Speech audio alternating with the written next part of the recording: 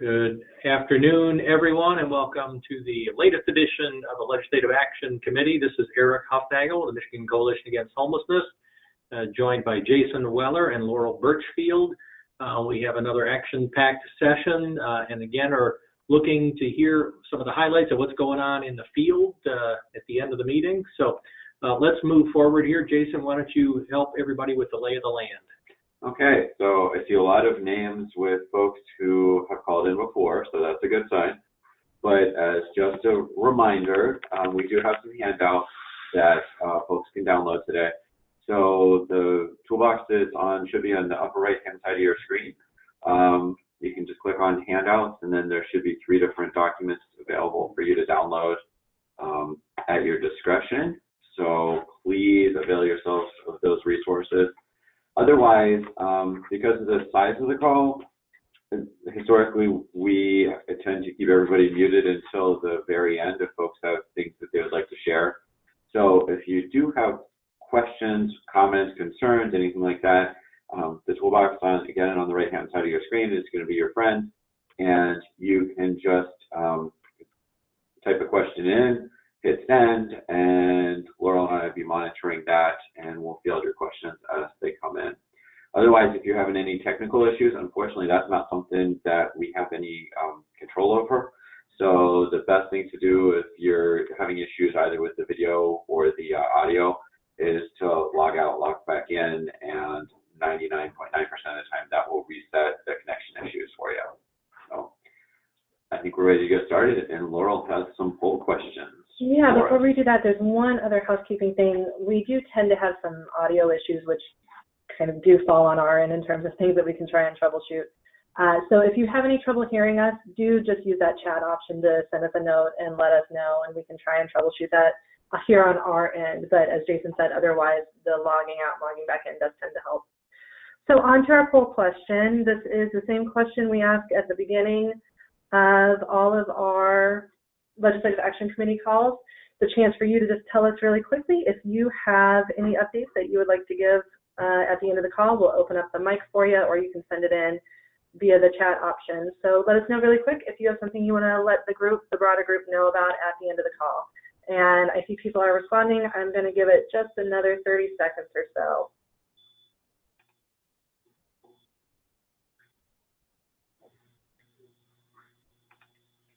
And while we're doing that, I do see someone's raising their hand. If you can go ahead and just use the chat box to let us know if there's something that you need to tell us about right now, that way we can respond more directly. But I am going to go ahead and close the poll. It looks like we have at least one person who would like to share some updates with us at the end of the call. So be prepared. When we're done with all of our updates, we'll have space for you to do that, and we can either unmute you or you can send it in via the chat box. So let's get started with our agenda. So this is our standard agenda. We're going to go through our policy priority updates. This is going to serve kind of as a preview for our Advocacy Day, which is on March 11th. We'll give you some information about other state updates that are on our radar, federal updates, and then just other things that are happening with our organization that we think is relevant for you guys to know about. And then there's your chance to give us your updates from the field. And finally, just a reminder that we have changed the date of our Legislative Action Committee calls, so we're now meeting on the first Monday of the month. So our next call is going to be April 6th. So policy priorities. For those of you who are familiar with our Legislative Action Committee, these are items that were identified for our 2019-2020 policy session. So it aligns with the legislative session, and we will be working on these for this 2-year period. We have a couple things that we've made some progress on. We're at about the halfway point in terms of the calendar, but as anyone who is following the news knows, it is an election year. So even though we have the rest of the calendar year to try and move some of this forward, we're really working on a truncated agenda here or timeline here, because we basically need to get things moving in the next couple of months if we're going to have any success. So all of these are things that we're working on this year with the intent to revisit for the next legislative session. Source of income protection, we were able to get 3 bills introduced. House Bills 5287 and 5288 were introduced by Representative Wittenberg and Representative Robbie. And then Senate Bill 687 is Senator Irwin. If you are able to download the PDF, that is an attachment on the the dashboard that you have, you can click on any of those underlying numbers and it'll take you to the website for those bills. There's been no movement on those since we last met. We will be having this included in our Advocacy Day ask, so it's something that we'll be educating legislators about with the ask to try and get these heard in committee. But word on the street is that this is probably a year for education, not a year for action. So we're going to take all the opportunities we can to talk about why source of income protection is important for folks who are trying to access rental units, either with a housing choice voucher or other kind of subsidy, and hope that we can get this reintroduced, or see if we can make any movement this year and then hopefully get it reintroduced next year. Landlord Mitigation Fund, the second item on your screen, is another item that we identified as a priority, but given the way things are going this year, I think we have decided to kind of postpone movement on that. We're not going to be pushing for that to be introduced during this appropriations period or as a separate legislative item, and we hope that that's something that we can use as a tie-barred item with the source of income protections or a bill that would be part of a larger package. Landlord Mitigation Fund is really an incentivization for landlords to rent to folks who they normally would not, such as housing choice voucher holders or individuals with criminal records. And so we think that'll be a nice companion piece with source of income protection as we move forward. The third item, the Michigan Housing and Community Development Fund. This is something that we're at a larger stakeholder table on, and we have been trying to move forward for a while now. It is not anything that we have legislation that we can point to or anything that we can kind of direct legislators to, other than just an education piece and opportunity for us to be talking about this fund, which does exist in Michigan but does not receive any funding. So our ask this year for the Advocacy Day and moving forward with our legislative work is to help us identify a feasible option for finding funding to have an ongoing sustainable resource for our Michigan Housing and Community Development Fund. Vital Docs is a piece where we actually have had some success. I'm going to put Jason on the spot. Do you have anything you want to say, or you want me to give the update on Vital Docs? Thank you to the County Clerks Association here in Michigan for their undying support and advocacy efforts around House Bills 4152 and 4153. So the bills have passed the Senate and have been presented to the governor's office as of about a week ago. The 24th. Yeah, and checking the governor's website this morning, it looks like there's not been any bill signings recently, so unsure when or if they'll actually be signed into law.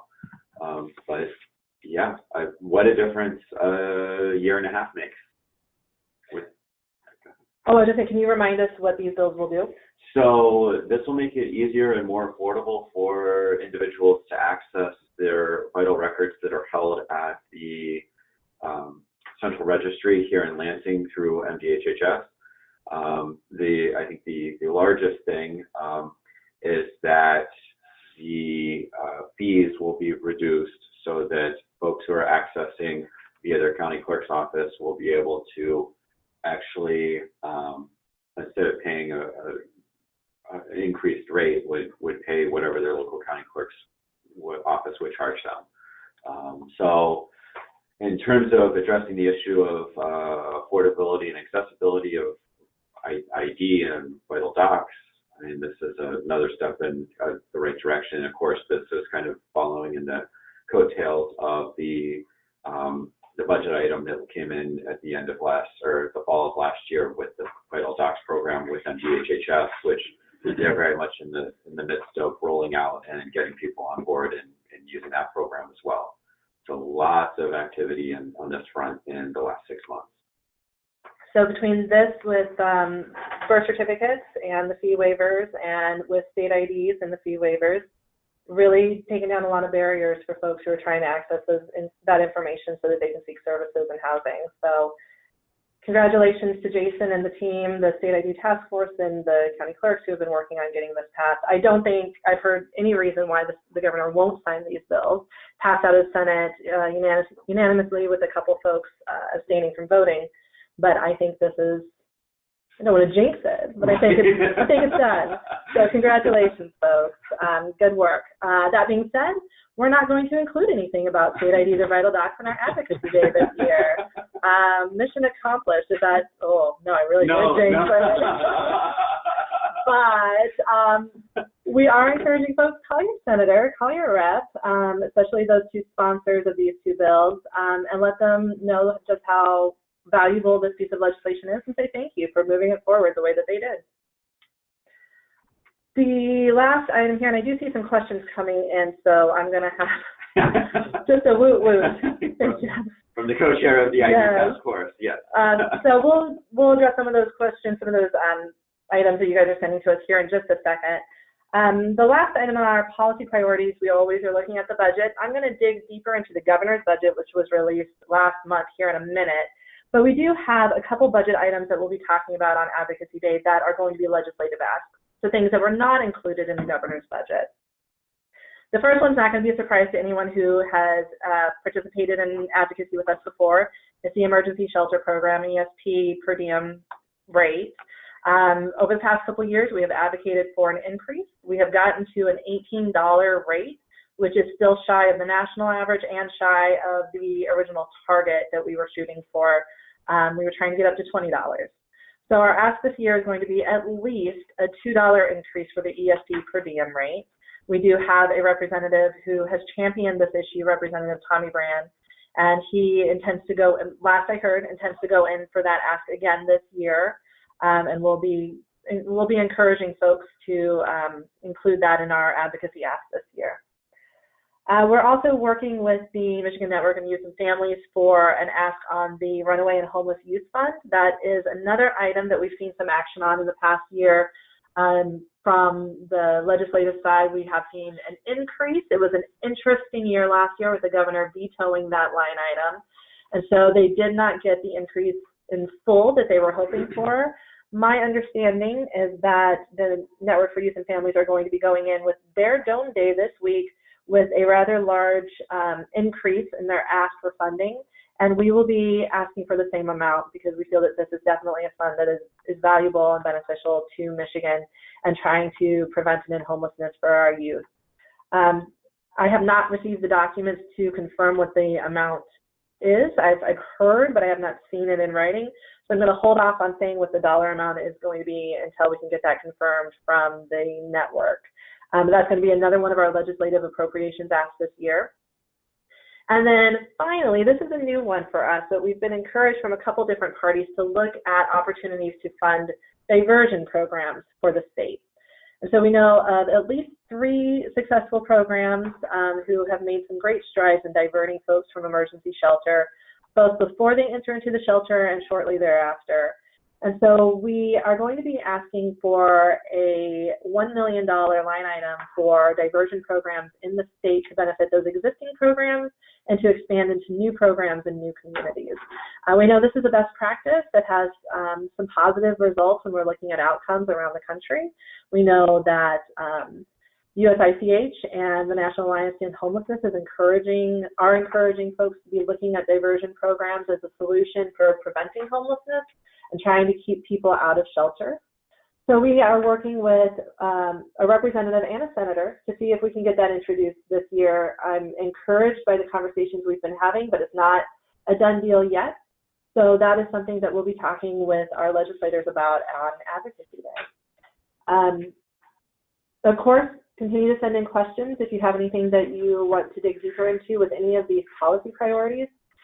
But I also encourage anyone who would like to learn more and to see our materials to register for our upcoming webinar, which is this Wednesday. Is that correct, Jason? Yes.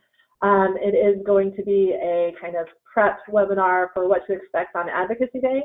You don't have to attend Advocacy Day to attend that webinar. If you just want to learn more about the policy priorities, you can always log in and see what we have going on there, and then continue to advocate for these issues outside of Advocacy Day, which is March 11th. With your legislators, both representatives and senators. So I'll have more information, including the link for how you can register for that later on. But just want to kind of put that out there for you guys to be considering as we move forward with today's call. So let's dig a little bit deeper into the governor's budget, because this is, of course, an important item for us to have an understanding of as we think about our appropriations ask and how money is going to be spent in the next fiscal year. Hopefully, this is a better funding appropriations process than last year. I think there is definitely an interest on the behalf of the governor's office and the legislature to make things happen faster this year. I don't know what the interest is in terms of being better players and coming to the table and having good conversations about how they can work together. So that is part of the process that we'll see how it plays out. The governor's budget was not the friendliest towards homeless services this year. As many of you know, there's not a lot of funding that comes from the state for housing or homeless services. And we didn't see any new initiatives this year that are really going to make a huge difference in the work that we're doing, at least from the governor's budget. One thing that did catch our eye that will be beneficial is the social determinants of health. This is an $11.7 million ask from the governor, so only about $7 million of that will come from the general fund. And it is a continuation of building the infrastructure, data sharing that has been established in the Shire communities that DHHS is working on. This expansion would allow continuation of those programs in those communities, I believe perhaps even expansion into other communities or expansion of the existing communities. And it really is looking at infrastructure. So two of the items that the governor calls out specifically under this social determinants of health agenda is to create a standard screening tool to determine health-related social needs, housing, food insecurity, items that definitely affect the folks that we're serving. And also looking at referral systems and making sure that all of our siloed systems are working well together so that we can better serve folks. This is something that we believe the Department of Health and Human Services is really interested in seeing cross the finish line, and we think would have a good impact on the work that's already being done, not just in those Shire communities, but statewide, because this is a learning process for all of us in establishing the infrastructure that's really going to make a difference when it comes to housing and how that plays into our larger health care and health needs for the state. Childcare, the governor is really focused on family, maternal health, childcare, and child well-being in this governor's budget. And so there are a couple items that are going to be focused specifically on youth that we think could make a big impact on our population again. So for childcare, she is asking for an increase in the income limit from 130% to 150% of the federal poverty level, which comes out to about $32,000 per household. That increase would expand the ability of those households to be able to access free or reduced childcare. Their numbers estimate that that will expand it to another 5,900 children. And as we all know, childcare is a barrier for folks who are trying to access employment or workforce development. It's just another piece of the puzzle with folks who are trying to stabilize their lives and get into affordable housing. So this is something that we see as a potential benefit to the families who are trying to get into better long-term housing solutions. Along those lines, foster care is another focus of the governor. She's asking for $8.6 million for foster care prevention programming. Again, only about $5.4 million of that is from the state general fund. The rest is federal dollars. But that's really looking at ways that we can prevent youth from going into foster care. Again, we know that foster care are non-proportionally affected by housing instability. 1 in 4 youth who experience homelessness have also gone through the foster care system. So there's definitely a direct line between those who are entering the system and housing instability later on in life. Preventing them going into the foster care system, we believe, would definitely make an impact on their ability to secure long-term housing as they age out of the foster care system. Education is another focus for the governor. She has continued to ask for money to go to a continued weighted funding model. This year she's asking for $415 million. $60 million of that is targeted for academically at-risk or economically disadvantaged students. Homeless students fall within that category. So this is just another effort to try and boost up the amount of money that we're putting towards education, targeting those students who are more at risk of dropping out, of having more academic issues as they progress through their public education. And of course, we would support anything that targets funding towards our youth that are experiencing homelessness while they're in school. And then finally, just another thing to be on your radar, there is a $10 million one-time general fund ask for lead poisoning prevention fund. This is an attempt to inject some private capital into remediation. So the governor is wanting to create a loan loss reserve, and that's for private lenders to encourage lending for lead remediation at below market rates. So this is just another tool to try and make our housing stock not only affordable, but safe for our families and our youth that are going to be living in these conditions. I'm going to pause because I see we have a couple questions. Anything that we need to address here? No. Okay. I'm having conversations with participants. Okay. Yeah. So one of the items that is a handout on your dashboard is the governor's budget. I went ahead and highlighted the items that we talked about today so you can see at least the brief summary of what these items are. You can always dig deeper into these to understand how they fit in within the governor's larger budget proposal. But these are things that kind of caught our eye. If you see anything else or if you know of anything else within the governor's budget that you think we need to be paying attention to, please do let us know. Let's go ahead and do some state updates. Not a lot to report on beyond what we've talked about in the past. There are several bills that we have on our kind of policy docket that I'll send the link out to later, but nothing that is moving forward since the last time we met in January. We do want to let you guys know about a bill that our friends over at CEDM have been putting on our radar. This is payday lending, House Bill 5097. And unfortunately, this is an attempt to expand payday lending, which we know is a rather predatory process that targets low-income folks. This bill 5097 would increase the ability for payday, let me say that again. It increases the amount that a person seeking payday lending can get. So normally the cap is around $1,000 for payday lending that you can access for a one-time loan. This would increase that to $2,500. It sets the fees at 11%, which is equivalent to about 132% APR. Obviously, this creates additional problems for folks who are already in some dire straits when they're trying to access funding in emergency situations. Like our friends over at CEDM, we oppose this bill, and I would encourage all of you to go over to the CEDM website, which I can link out in follow-up documents if this is something that you want more information about. I believe there was a substitute that was adopted in House Ways and Means last week or the week before.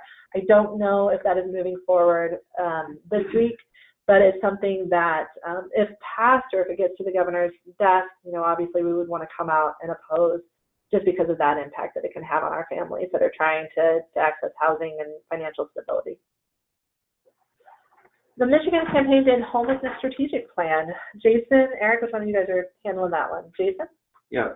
So hopefully everybody remembers the listening sessions that happened back in the fall of last year, I think August, September.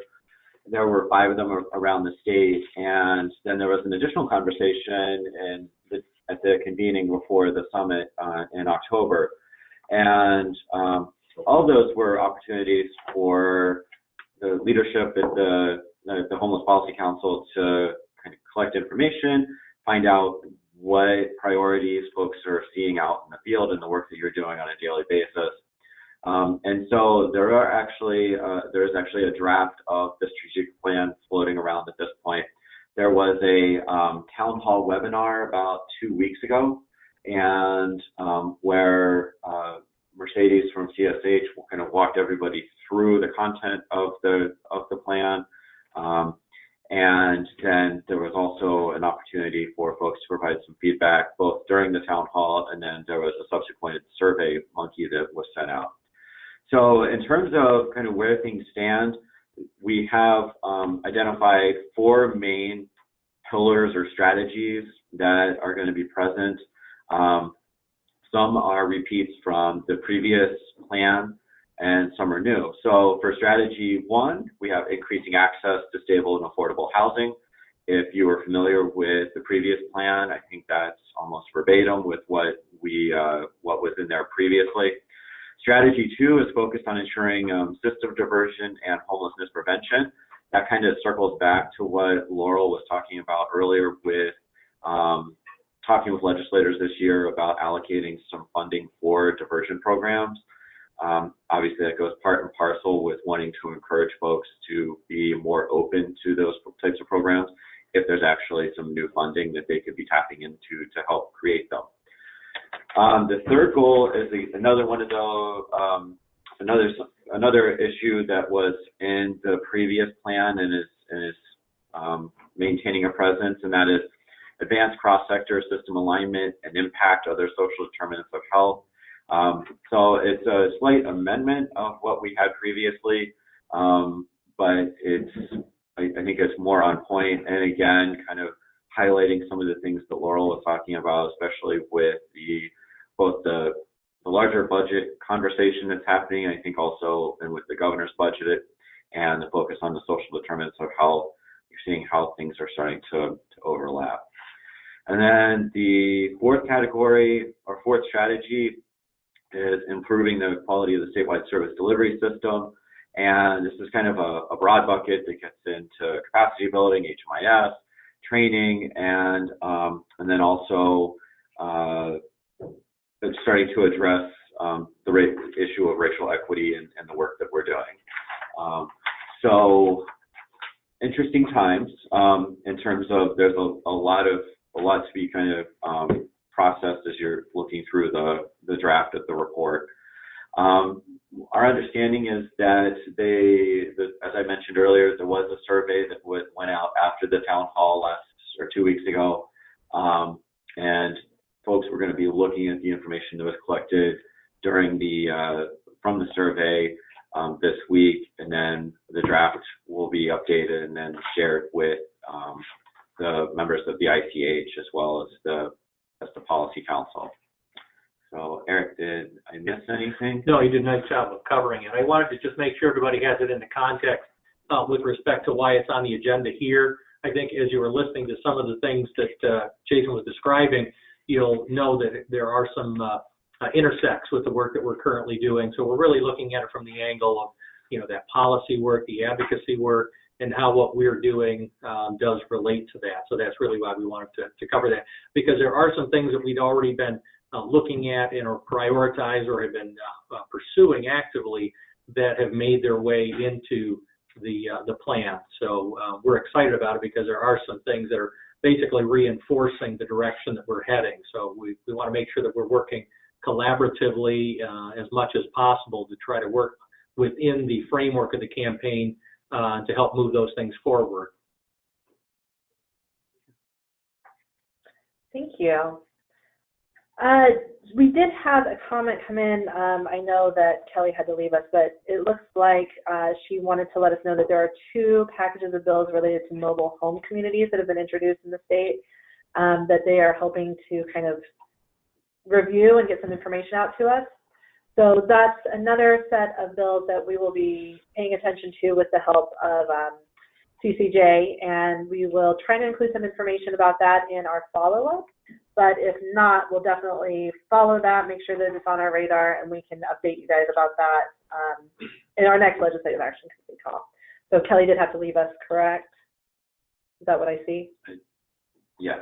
Okay. Oh, yeah. Okay. Looks like she's gone. Okay. So I think that's it for our state updates. Like I said, there's several bills that we're monitoring that have not had any movement. So if you have anything that you are paying attention to or that we've talked about in the past that you want to kind of talk about a little bit more, let us know, because we are definitely always looking to make sure that we're not missing anything as it's introduced in the state legislature, or that if there's something we need to be paying attention to that we've missed, we want to make sure that we know about it. So I'll move on to our federal updates and turn to Eric to give us some info about that. Nothing's happening. They're not doing anything at the federal level. Like that, it's an election year. Oh, that's right. No, I'm just kidding. Of course. So let's start off with the federal budget, just to get people up to speed. As you know, as happens every year, we start off with the executive branch developing a proposed budget that is then circulated for members of Congress to actually be looking at, and sometimes it's used as a frame of reference. It's a very important frame of reference, and it's pulled into the conversations on the House and Senate side, and other times it is almost a waste of paper because it's not something that's really taken seriously. I don't want to be too negative about our fiscal year 21 proposed budget through the executive branch, but it is looking very negative. The takeaway would be the budget is being proposed $8.6 billion, which is a 15% cut from the current year's budget. It also takes a significant amount of funding and redirects it into a newly proposed program. And I'm just going to give you a few highlights. Now, this dropped on February 10th, so it's still relatively new. You see the nice job the National Low Income Housing Coalition does of putting together their chart, and we'll be filling that out. We'll be populating it as we move forward with the House and the Senate also coming up with their revised numbers as well. And I just want to acknowledge it's hard to see this on the screen, so this is also a handout if you want to download it and look at it. There goes through the items. Yeah, thank you. So I'm not going to cover everything, but I just want to give some highlights. When we look at some programs like tenant-based rental housing, we're looking at a significant drop in what's proposed through the administration. Very few areas have increases, and in those areas where they do have increases, they're in, I would say, much more modest program areas. If you look to moving to work, which is about 40% of the way, halfway down the document, $5 billion, $200 million being proposed to divert dollars into that new program, which in essence would be directing dollars to block grants that would be administered through public housing authorities. The review of that is that it would probably have a negative impact on the number of individuals or families that were covered through those funds, through the vouchers. So more information to come on that, but that would be a pretty big swing from how things are handled currently. And again, it takes a big chunk of change out of the other program areas. And I think that's the important thing for us to be paying attention to is the overall budget, not just as it relates to HUD and USDA programs, but the overall federal budget would have $20 billion in agency program reductions and $28 billion in program eliminations.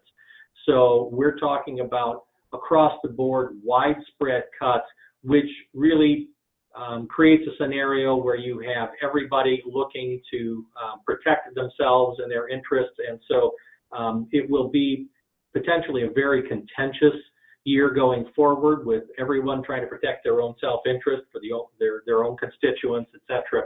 I think that the House and the Senate will have a little bit more of a reasonable approach, particularly because we're talking about an election year.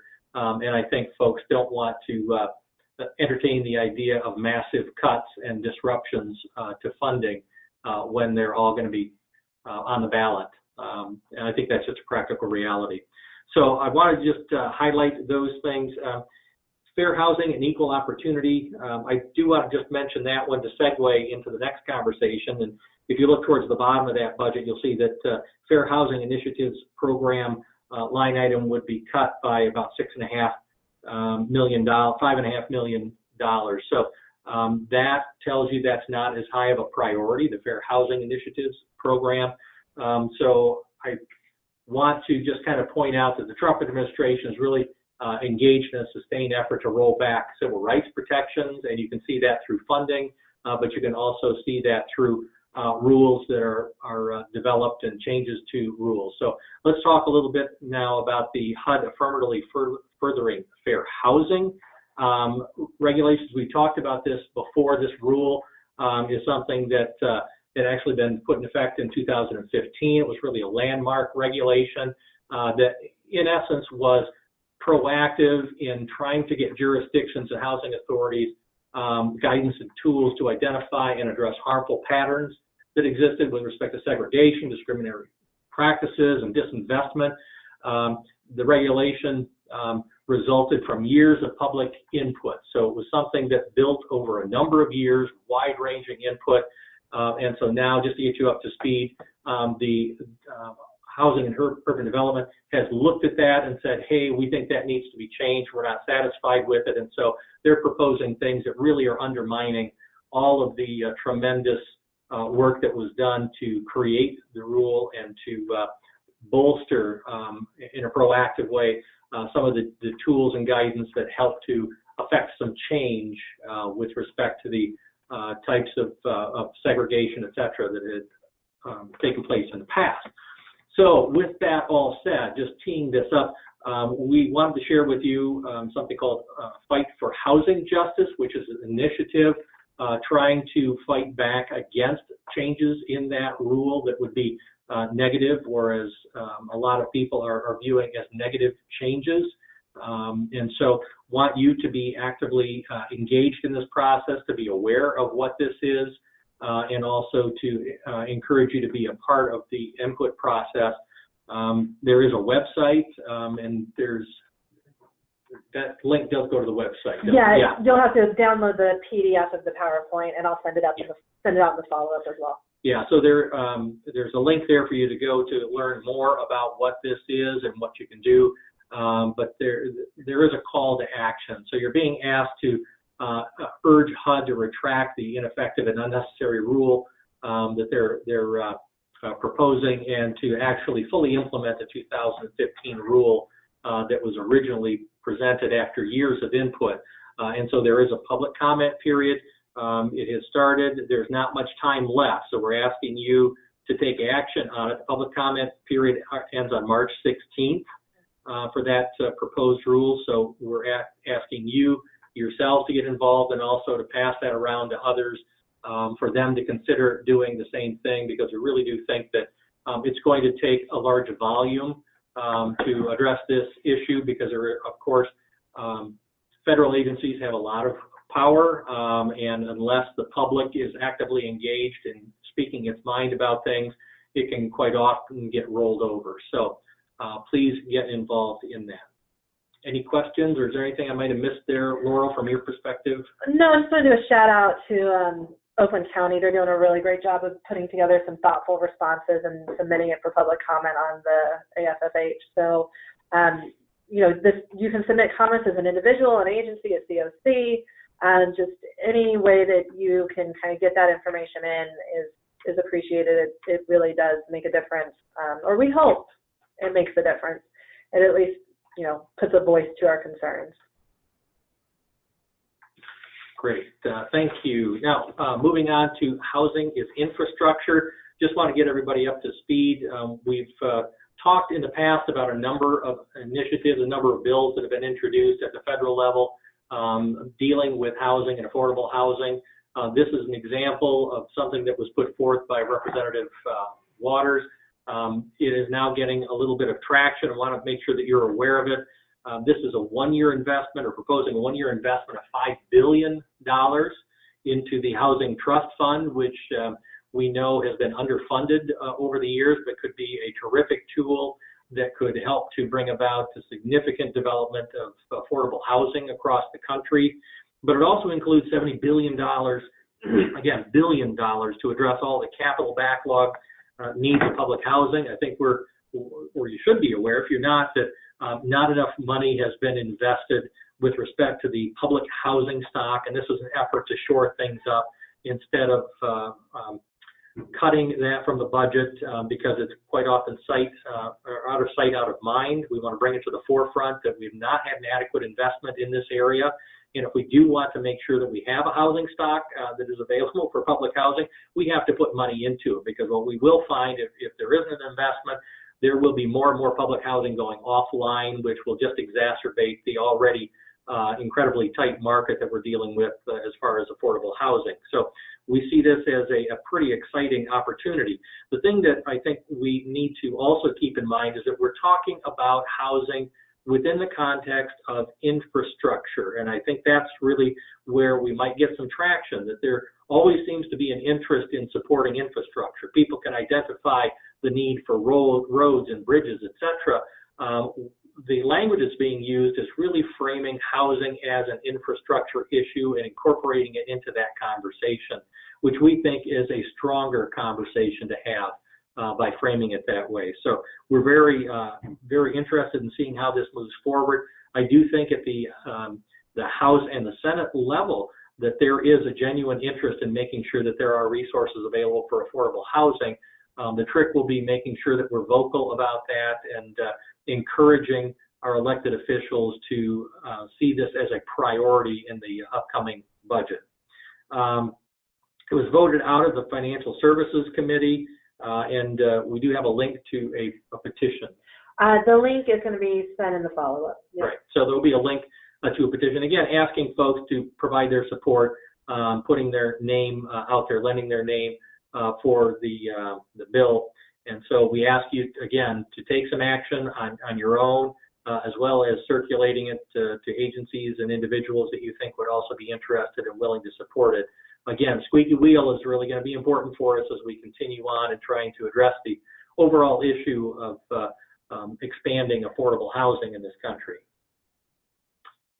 Also, I think that there is on the Senate side, there is a companion bill. I don't know about that. Yeah, I think it's Senate 2951. I think that is the companion bill. So just keep that in mind as well.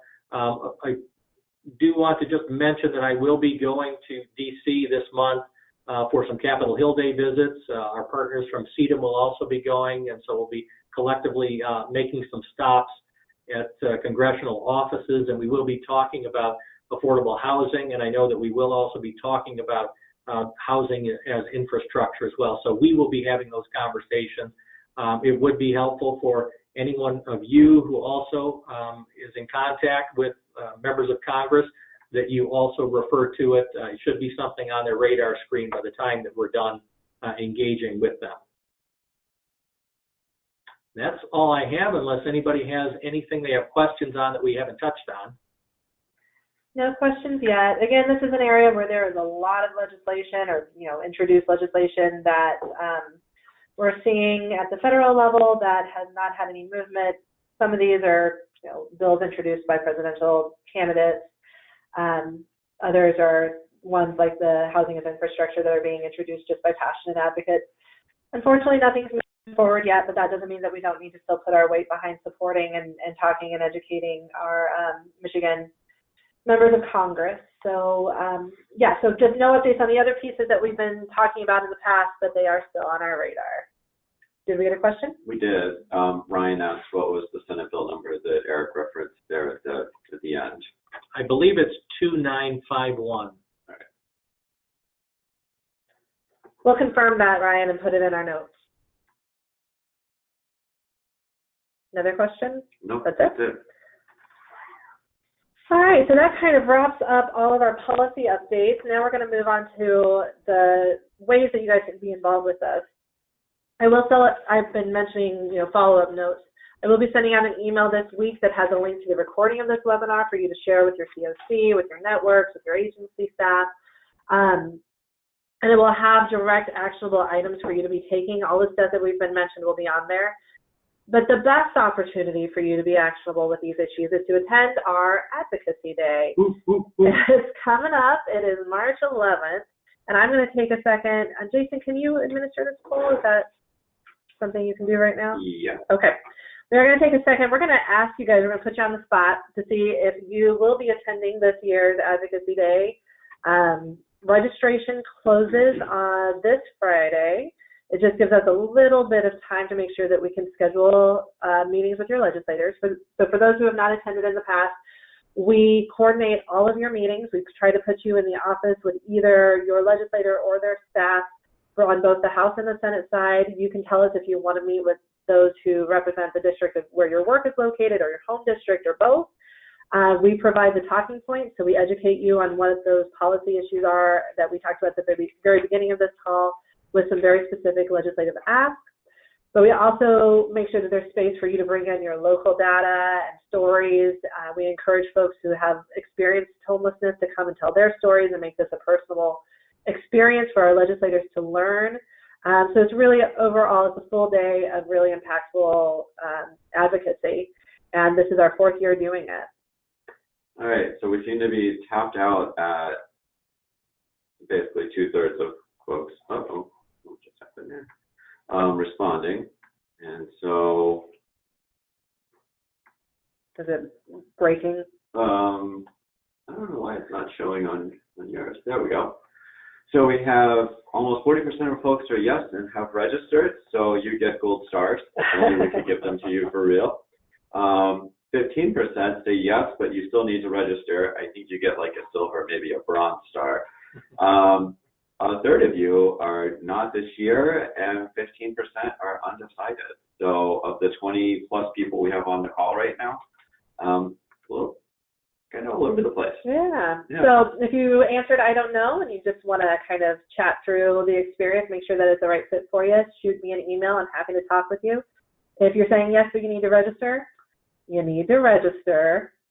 So the link is on the screen. If you download the PDF, it's embedded in the image, or you can go to our website.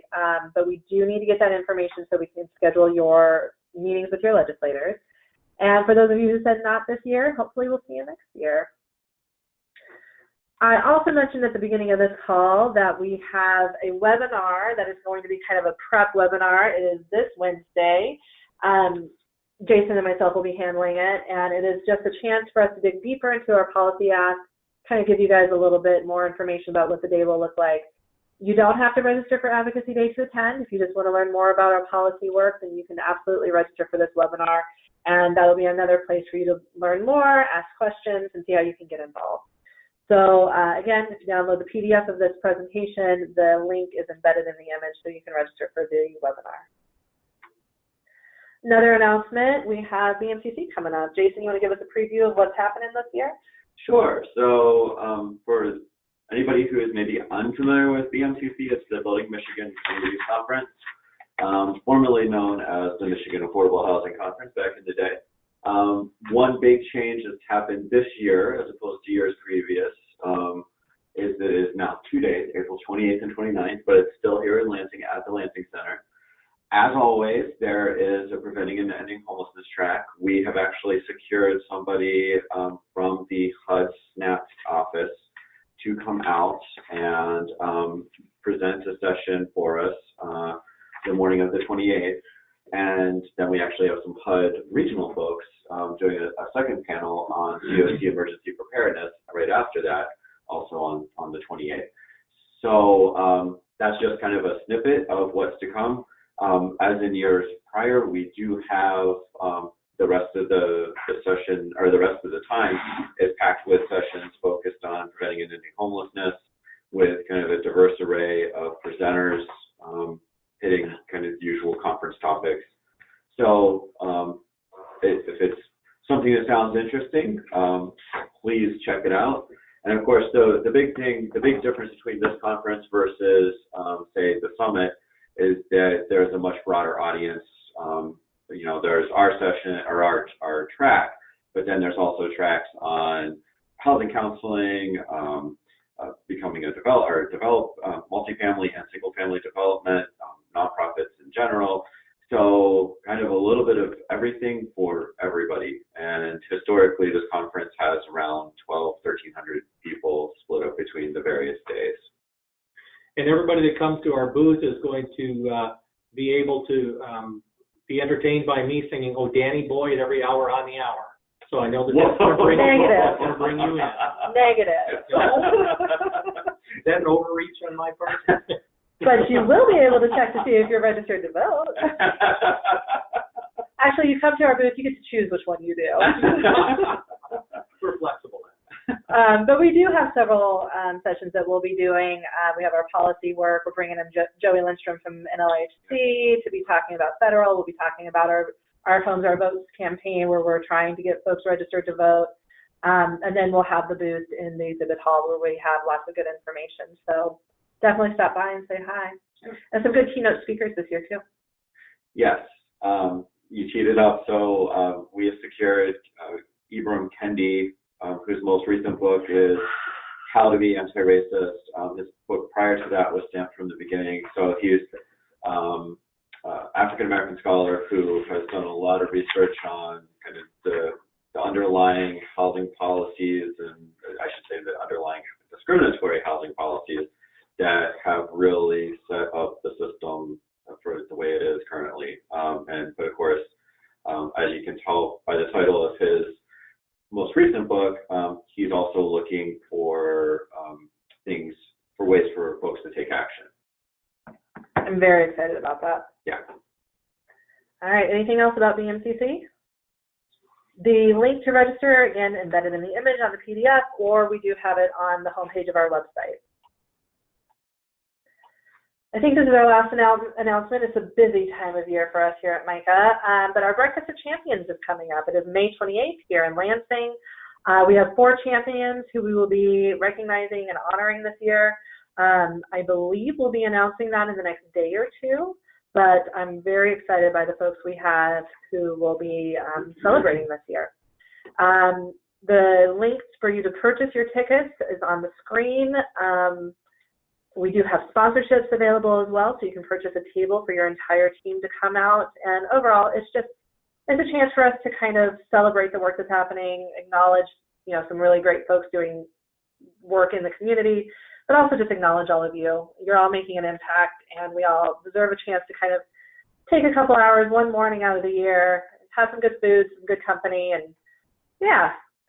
And then get energized for the next 364 days.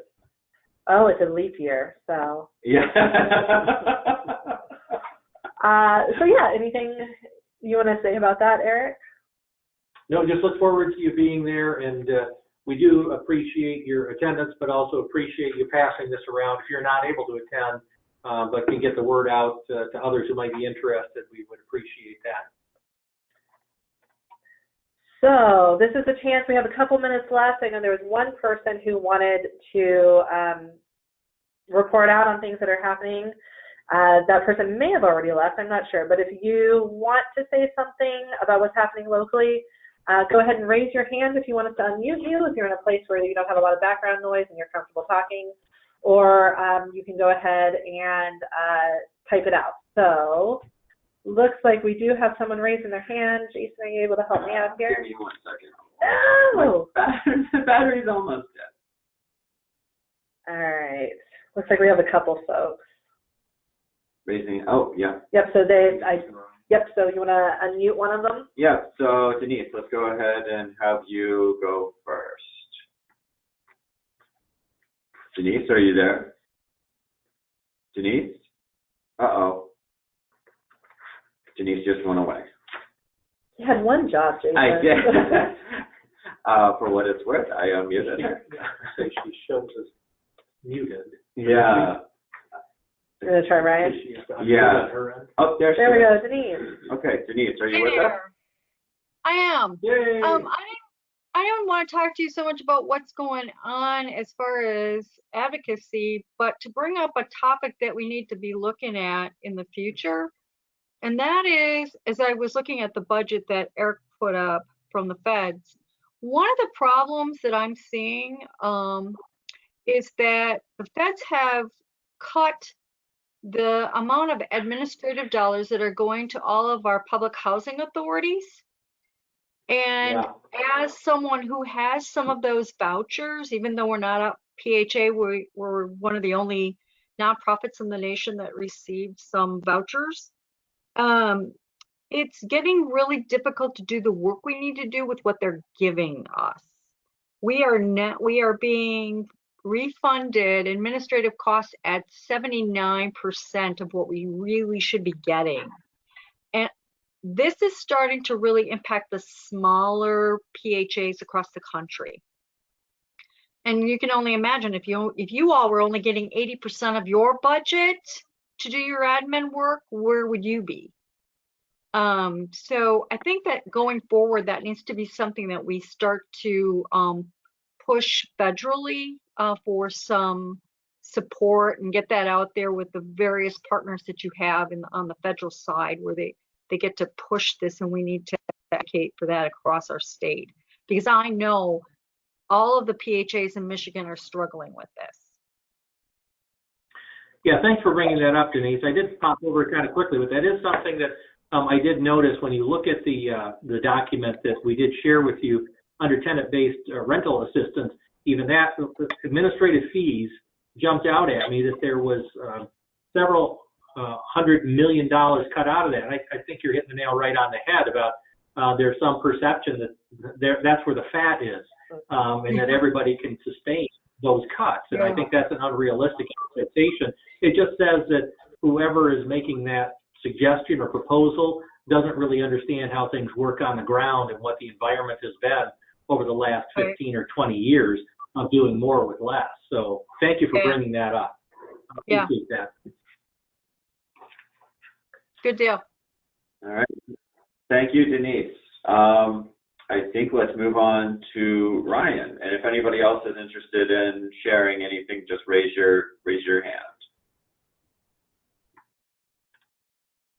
Hey guys, can you hear me Hey, okay? Ryan. We Yeah. can hear you. Oh, good. I wanted to share something that's going on in our community. We have a fairly new nonprofit called Housing North. I think it's been around for about a year now, but they have a campaign called Homes for Our Future. And it's got a website, homesforourfuture.org. And what I like about that is it has some resources on here, like communication tools. And they partner with somebody who worked with our chamber for a long time with government relations. I'm clicking on the website here.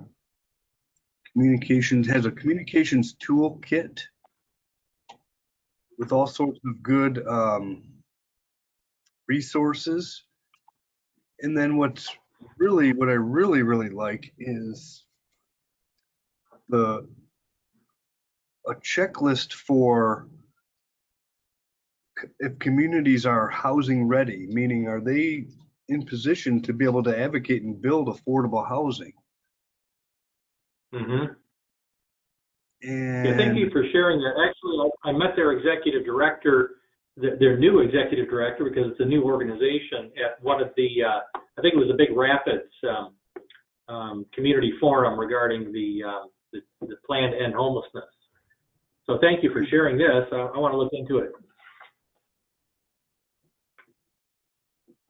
So have you worked with them through the COC, Ryan? Not, it hasn't been officially through the COC. I think Tina, our coordinator, has done some work with them through the COC, but I'm on their legislative committee, and we only meet like once a year, but we'll have updates or things that we need to jump in on. And their executive director is someone I know, and she's been doing this type of work for many years up here in our areas. So I kind of view this as another like vehicle for advocating for housing, especially in our area. Yeah. But if you particularly look at the communications toolkit and then the community housing ready checklist, and it looks at things like Thanks, Ryan. zoning and stuff. You're welcome. Yeah, I see that the Communications Toolkit uses the Frameworks Institute report, the evidence-based kind of framing document. Really glad to see that. All right. Some cool tools and some cool things for us to think about. Yeah. Do we have anything else before we wrap it up today, Jason? No. Okay. Looks like it's it. Well, thank you, Denise and Ryan, for chiming in. Thanks for sharing stuff that's happening in your community or things that we should be thinking about. That's it for us. Just a reminder, we are now meeting on the first Monday of the month, so our next meeting is April 6th. I hope that we will see as many of you as we can on March 11th here in Lansing. If you are not able to attend, but you still want to connect with your legislators about our policy priorities, let me know. We can always send you the information, and you can do that outside of our Advocacy Day as well. Other than that, look forward to some information from us, and we will all chat next month. Thank you. Bye, everybody. Bye, everybody. Take care.